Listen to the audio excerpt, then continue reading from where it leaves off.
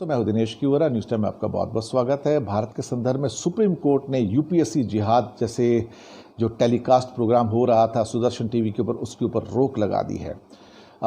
इसके ऊपर supreme court ने बहुत तल्ख टिप्पणी की है, कमेंट्स किए हैं। और हालांकि यहाँ पर सरकार, मोदी सरकार ने सुप्रीम कोर्ट में अपने वकील के द्वारा, सॉलिसिटर जनरल के द्वारा तुषार मेहता, ये कहने की कोशिश की कि इस प्रोग्राम को रोकने का मतलब ये होगा कि डेमोक्रेसी को किल करना। इस प्रोग्राम को रोकने का मतलब ये होगा कि प्रेस की जो आज़ादी है उसके ऊपर कहीं ना कहीं चोट पहुंचाना। दरअसल सरकार एक तरह से बेशर्मी के ऊपर उतर आई। सरकार ने पहले हाई कोर्ट ने कहा था कि सरकार फैसला ले इसके ऊपर, और तब हाई कोर्ट ने बैन लगाया था। बट सरकार को कहा था कि आप इसके एपिसोड देख के फैसला कीजिए कि इसमें क्या है, क्योंकि ओपनली देखा जाए तो ऐसा लगता है कि मुसलमानों के खिलाफ एक तरह से इस पूरे प्रोग्राम के अंदर जहर उगला जा रहा है, नफरत पैदा की जा रही है। लेकिन सरकार ने इमीडिएटली फैसला ले लिया कि हम इसको अलाउ करेंगे, क्योंकि कहीं ना कहीं ये राइट विंग का चैनल था, आरएसएस सपोर्टेड चैनल है, आपको पता ही है। और ये लोग एक हर टाइम ऐसी हरकत करते रहते हैं जैसे देश में सामाजिक रूप से ताना बाना बिखर जाए, नफरत की एक राजनीति पैदा हो, और कहीं ना कहीं जो देश की कम्युनिटीज़ हैं, हिंदू, मुस्लिम, सिख, ईसाई, उनके अंदर टेंशन पैदा हो।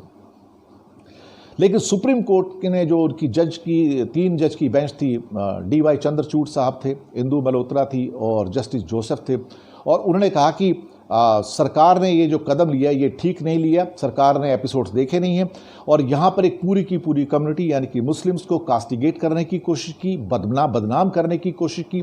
जामिया मिलिया इस्लामिया जो इंडिया की टॉप सेंट्रल यूनिवर्सिटी है उसको बदनाम करने की कोशिश की, और जो खास तौर से उसके अंदर वर्ड्स यूज़ किए गए घुसपैठ करने की, इन्फिल्ट्रेशन इनटू सिविल सर्विसेज, वो बहुत ही गलत था। और साथ में UPSC, union public service commission को बदनाम करने की कोशिश की गई।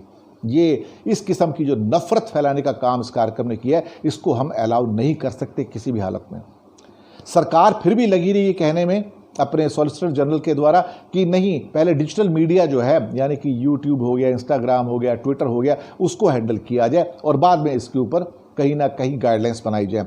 सरकार चाहती थी कि 10 के 10 एपिसोड टेलीकास्ट हों, लेकिन सुप्रीम कोर्ट को सलाम है कि सुप्रीम कोर्ट ने कम से कम ये पहल की और अपना कड़ा रुख अपनाते हुए इस प्रोग्राम के ऊपर बैन लगा दिया। अब ये बाकी के एपिसोड जो 6 बच गए थे वो अब टेलीकास्ट नहीं होंगे, और इसके द्वारा कहीं ना कहीं समाज में जो नफरत फैल रही है उसको सुप्रीम कोर्ट ने रोकने में मदद की है।